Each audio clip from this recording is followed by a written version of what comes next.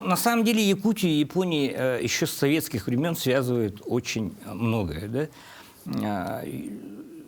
Энергетический рынок Южной Якутии практически был нацелен на Японию. Там и не только в горнодобывающей промышленности всегда работала японская тяжелая техника, которая напрямую поставлялась в социалистический блок, да, тогда. То есть, несмотря на холодную войну и так далее, Камацу работали всегда в добывающей промышленности. Ну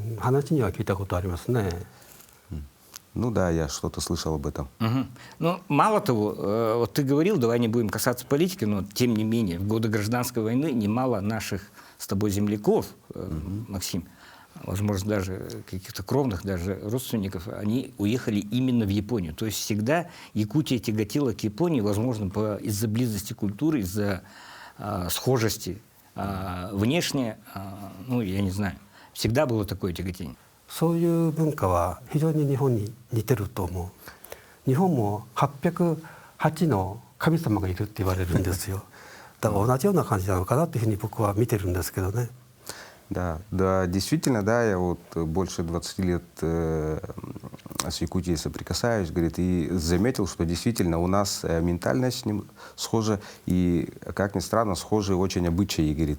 Когда я впервые увидел, когда, вот, например, выезжали в лес там и задабривали там духов охоты, огня и так далее, это у нас тоже очень сильно практикуется. Говорит, как бы в нашей традиционной религии, прямо так и говорят, у нас более 800 богов есть на каждый случай.